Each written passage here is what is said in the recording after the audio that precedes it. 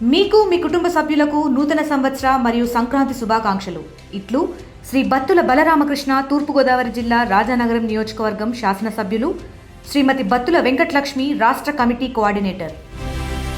ఇప్పుడు అంతరించిపోతున్న పక్షి జాతిలో ఈ స్కిమ్మర్స్ కూడా ఉన్నాయంటున్నారు. ఇంకా ఏవేవి ఉన్నాయండి? చాలా ఉన్నాయండి. ఇప్పుడు అట్లా ఎగ్జాక్ట్గా చెప్పాలి అంటే I can't recollect all the birds. Skimmers are definitely part of the Indian scenario where they are endangered.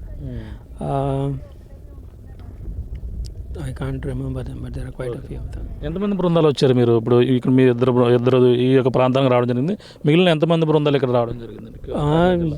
జనరల్గా వీళ్ళు 8 or 10 టీమ్స్ కింద డివైడ్ చేస్తారు. సో ఒక టీమే ఇక్కడికి వచ్చాం బైరపాలెం దగ్గరికి. ఒక్కొక్క టీము హోప్ ఐలాండ్, సాక్రమెంటో ఇక్కడ అంతా వెళ్తారు. So each team has their own expert who can identify the birds.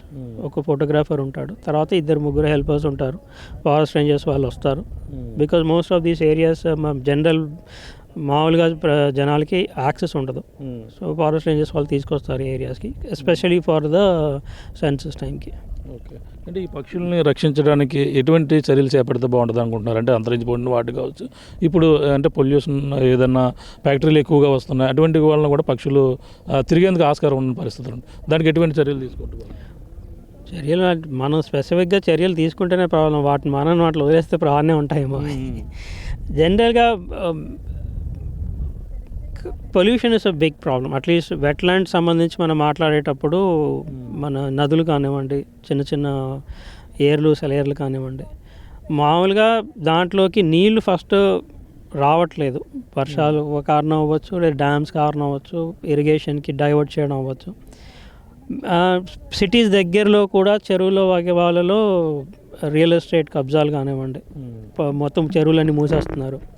So ఇలా చేయడం వల్ల వీటికి ఓవరాల్గా ఉండే హోమ్స్ తగ్గిపోతాయి. దాంతో వాళ్ళకి కూడా they will also get crowded in to one place. మళ్ళీ అక్కడ ఏమైనా ప్రాబ్లం అయితే మళ్ళీ అన్నిటి ఒకటేసారి అక్కడే అంతరించిపోతాయి. స్ప్రెడ్ అవుట్ అయి ఉన్నాయి అంటే ఈజీ. ఒక చోట ఏమైనా ప్రాబ్లం అయినా ఇంకో చోట ఆ పక్షులు ఉంటాయి కాబట్టి వాళ్ళ జాతి అంతరించకుండా ఉంటుంది. మనం అన్నీ ఇప్పుడు ఇలా దుప్పలాగా చూసేసి దిప్పే అక్కడ ఏం లేదని చెప్పేసి ఇక్కడ చెత్త పడేయడమో, లేకపోతే ఇక్కడ ఏమైనా రిఫైనరీ వచ్చేస్తున్నాయి వాళ్ళు అక్కడ డిగ్ చేసి అంతా మొత్తం శాండ్ అంతా ఇక్కడ పెద్ద కుప్పలా చేసేయడం చేస్తే ప్రాబ్లం అవుతుంది. Because these mud flats are important habitat for them to eat. ఇక్కడ చిన్న చిన్న పురుగులు అవి టైడ్ వచ్చి లో అయినప్పుడు ఇక్కడ పురుగులు అవి వస్తాయి, వాళ్ళు తినడానికి వస్తాయి అవి. అలాంటి చోటుని మొత్తం మన మట్టితోటి కానీ మన వేరే చెత్తతో కానీ కప్పేస్తే కష్టమైపోతుంది. సో కొంచెం రెస్పాన్సిబుల్గా ఉండాలి.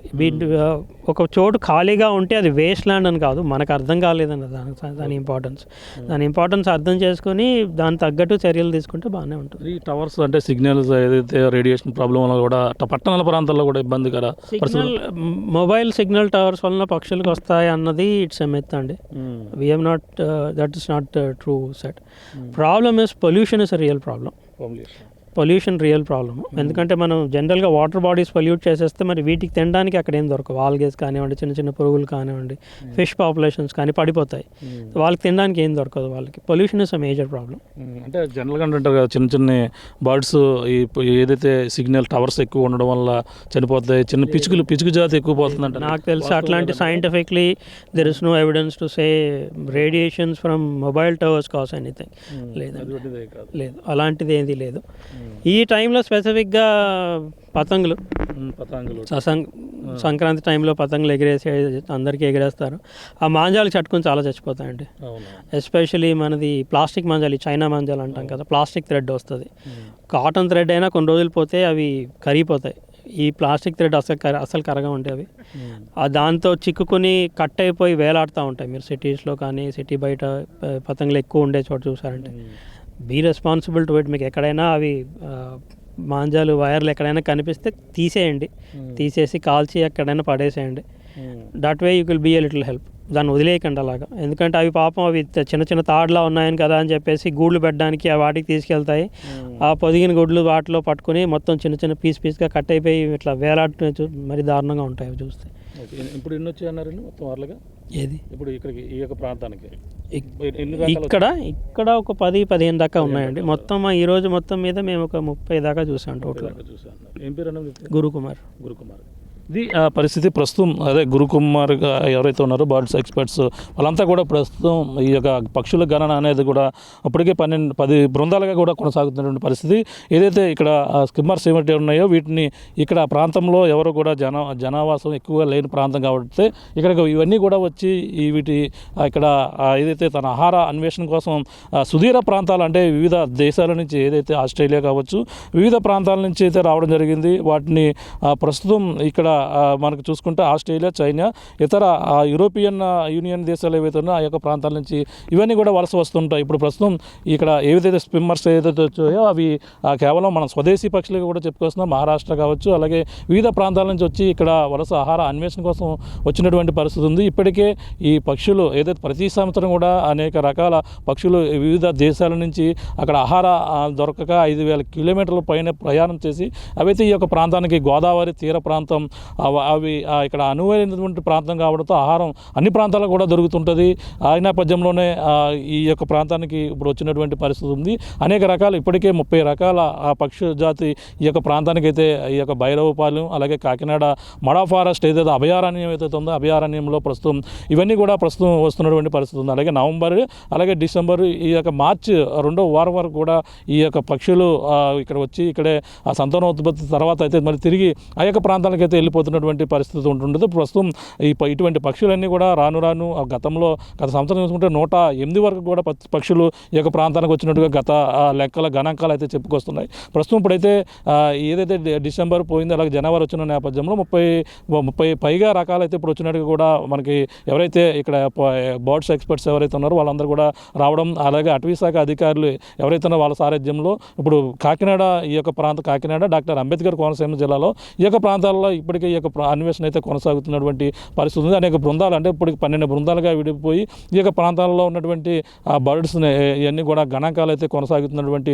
పరిస్థితి అయితే ప్రధానంగా కనపడింది. ముఖ్యంగా ఈ బర్డ్స్ అయితే అంతరించిపోవడానికి అలాగే ఆ చెరువులు అన్నీ కూడా మూసివేయడం అలాగే లేఅవుట్స్గా వెలచడంతో పాటు అనేక ప్రాంతాలు ఈ కొన్ని నదుల్లో నీరు లేకపోవడం వీటి వల్ల కూడా పక్షి జాతి కూడా పోతుందని కూడా చెప్పుకొస్తున్నారు. ముఖ్యంగా ఏదైతే పతాంగులు ఇప్పుడు సంక్రాంతి సమయం కావడంతో పతాంగులు ఎగరవేసే సమయంలో మాంజాల వల్ల కూడా ఈ యొక్క పక్షి జాతి అంతరించిపోతున్నటువంటి పరిస్థితిని కూడా ఎవరైతే బర్డ్స్ ఎక్స్పర్ట్స్ అయితే చెప్పుకొస్తున్నటువంటి పరిస్థితి. ప్రధానంగా ఏదేమైనా ఈ యొక్క కాకినాడ జిల్లా అలాగే ఈ యొక్క సముద్ర తీర ప్రాంతం అభయారణ్యంలో అయితే ఈ పక్షుల గణాంకాలకు అయితే కొనసాగుతుందని మనం ప్రధానం చెప్పాలి. ఈ గణాంకాలు చేసిన తర్వాత అటవీ శాఖ అధికారులకైతే ఈ యొక్క సేవా సంస్థకు సంబంధించినటువంటి ఈ ఫోటో ఎక్స్పర్ట్స్ ఎవరైతే ఉన్నారో బర్డ్స్ ఎక్స్పర్ట్స్ వాళ్ళకైతే నివేదిక అయితే ఇచ్చిన తర్వాత వాళ్ళ డేటాని ఈ సంవత్సరం ఇన్ని రకాల పక్షులు వచ్చాయని కూడా చెప్పుకొస్తుంటారు. గత సంవత్సరం అయితే చూసుకుంటే దాదాపుగా 108 వరకు కూడా ఇన్ని రకాల పక్షులు వచ్చినట్టుగా కూడా గత సంవత్సరం లెక్కలు అయితే చెప్పుకొస్తున్నాయి. ఈ సంవత్సరం ప్రస్తుతం 30 వరకు పైగా అయితే వచ్చినట్టుగా చెప్పుకొస్తున్నారు. మరి ఈ లెక్కలన్నీ కూడా నివేదిక ఇచ్చిన తర్వాత ఈ సంవత్సరం ఎన్ని రకాల పక్షులు ఈ యొక్క ప్రాంతానికి వలస వచ్చాయి అలాగే వలస వచ్చినటువంటి ఈ యొక్క పక్షి జాతి మన ప్రధానంగా తెలిసిందే గోదావరి సముద్ర తీరం అన్నా అలాగే సముద్రం అన్నా ఏదైతే పక్కన ఆ గోదావరిలోకి వచ్చేటటువంటి పులస అందరికి కూడా తెలిసిందే. ఆ పులసతో పాటు అలాగే హాలీ రూట్లే తాబేళ్ళు వలస రావడం అన్నీ కూడా తెలిసిందే. ఈ పక్షులు కూడా ఈ యొక్క ప్రాంతాల్లో గోదావరి తీర ప్రాంతంలో అనేక ప్రాంతాలకైతే వలస వస్తుంటాయి. అందులో భాగంగా ఈ యొక్క కోరంగి ఈ యొక్క అభయారణ్యంలో ఇన్ని రకాల పక్షులు వస్తున్నాయనే గణాంకాలు అయితే అటవీ శాఖ అధికారుల సారథ్యంలో కొనసాగుతున్నటువంటి పరిస్థితి ప్రధానంగా ఉందని చెప్పాలి. ఇది కూడా తాజా పరిస్థితి. అనిల్తో కోనసీమ జిల్లా బడా ఫారెస్ట్ నుంచి. Local to global news at your fingertips. మీ చేతిలో ఒక ఆయుధం. Download Raw TV app.